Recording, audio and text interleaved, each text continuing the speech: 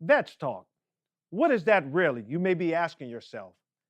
It's a new monthly speaker series that allows veterans, business owners, and resource providers the opportunity to tell their story.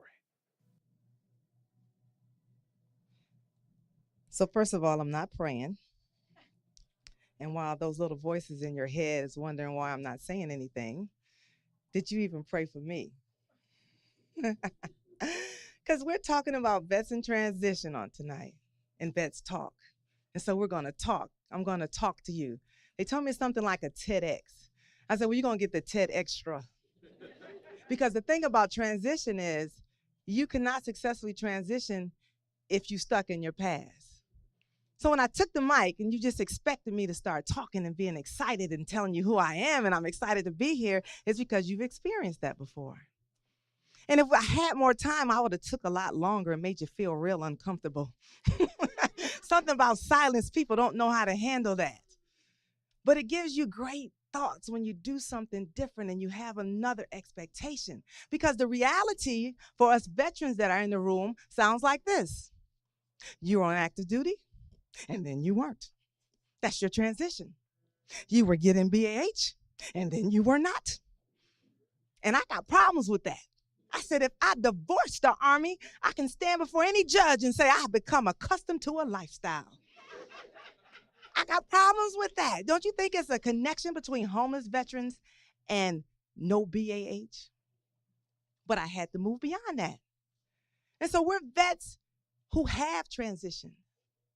And the beautiful thing about that is, on this side, we were told where to be, what to wear, how long to stay. Pay never stopped. But on this side, you have to be the leader of your own self. You have to tell your own self what to do. But the beautiful thing is that on this side, we were fully equipped to do that. But ironically, we forget that. So when I'm going to talk to you, I might ask you to talk back because that's what we're trained to do. We're trained, Command Sergeant Major, to follow instructions. We're trained to be obedient. We're trained to be team players. We're trained to have initiative. But the most important thing is we're trained to succeed. Nobody shows up anywhere like, I'm just going to fail. This is a new assignment. I don't know these people. This is a new place. I don't know where to go. I'm going to fail. You're not trained for that. But something happens when we got out. We got around people who do one thing the same way at the same time with the same people for years. And then you walk into that world and they're looking at you like, who are you? I've been doing the same thing for 30 years with the same people in the same place, and I do it well. And it took me 30 years to get here. It should at least take you 20. We don't know nothing about that. So now, in our veteran mentality, we have to be the same people who were told what to do that tell ourselves. But the beautiful thing is, you're not alone. You're trained to use the buddy system. We got the Army in the house. And for those of you, when I said BAH, is basic allowance for housing. If you're not sure, I still got issues about that. We're trained for the buddy system. And so the buddy system tells you I'm not alone. So if I don't have it, somebody else does. If I've never been there, it's people there already. Nobody goes to war expecting to die. We don't show up, oh, Lord, it's the end, it's over. You don't do that consciously. You can see it all around you. Those of you who have deployed, you can see it all around you. But what the military do, what do? We clean it up like nothing never happened because we want to take that memory away and allow you to look forward. So when you transition from active duty, you woke up, you became a veteran. So long as that transition is transition, it's a process. It's something we have to go through. You're going to have to go through it. But when you recognize not only did I bring the federal government on this side with me, I brought state, as you just heard, local, nonprofits. I am open to do whatever it is I am supposed to do. But if you don't talk to yourself, you're not going to do that. You know why? Because money is a pimp. Money says, you used to get me all the time. What you going to do now? What you going to do now? And if you don't know who you are, you're going to run right behind it.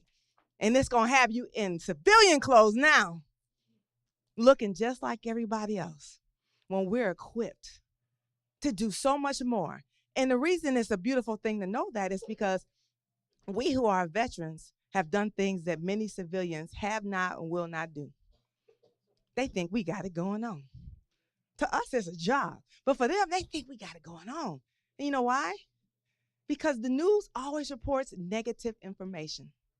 It doesn't tell them about all of the families that we make with unconditional love, all of the places that we go in and clean up. It doesn't talk about the hospitals that we build and the schools that we build and the people that we help. It only reports negative information. So when they hear veteran, they're automatically thinking, they're great because I've never done that. And we did it by choice. So now as we choose to move forward, our vision has to be greater than our past. And so as veterans, we do have to talk. We do. We have something in common, and it's called perseverance. We can go into the unknown and make it known to everybody. We can take sand and build up cities. We're able to do that. That's the best gift that we have by being veterans. It's called faith. I'm a faith person, so I can see faith a mile away. Because you step out sight unseen. And you don't even care about the results because you know they're going to be good. Because somebody else have done it before you. And if they haven't done it, you get to make it new, and they don't know what you're doing anyway, so you can get an award for doing something that's never been done before. We're equipped to do nothing but succeed. As much rank as I thought I had, as powerful as I was, I know what it feels like to be out and nobody knows you, nobody's saluting you. You don't have to be nowhere. And your BAH stopped. It went to 0. And let me tell you why I keep saying that, because mine was over $3,200 a month, and it went to 0 in the nation's capital. And then they wonder why. So I could have been that person sitting there like, what I'm supposed to do? And so on this side, it's our time to shine. Now is our time to be the empowerment of this country. Because everybody in here, if you served, you still serving. Somebody break down on the side of the road in a rain store, you better know it's a military person that's going to stop to help them. We're conditioned to love. That makes us so powerful because we're conditioned to love unconditionally. Whether you use that word or not, that's exactly what it is. You're selfless servants.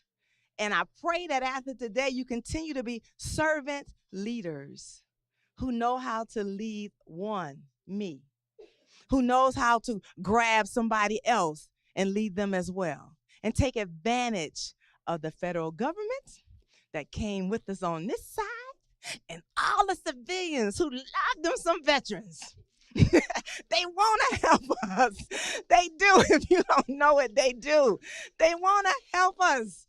Because they just assume that we've had it so bad. And some have.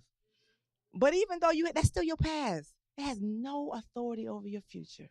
None. And when you know that, and you become the prophet over your own destiny, it's a good thing. And so as the people come in, and the resource people come in, and they sharing stuff with us, take advantage of it. If you know you want to go back to school, go talk a hole in that girl from Western. I'll talk a hole in her head. How can you help me out? Don't be ashamed, because they really want to help us, because we know how to love, and love is reciprocal. The more you love, the more people want to love you. The more you talk about problems, the more they're going to grow. So we're the solution. And so I pray on today that I have said something to make you actually see yourself doing what it is you're supposed to do. Thank you for your time. And now, I would like to drop a dime on you. D, we are driven to provide relative and pertinent information to you, our transitioning service member. I is for integration.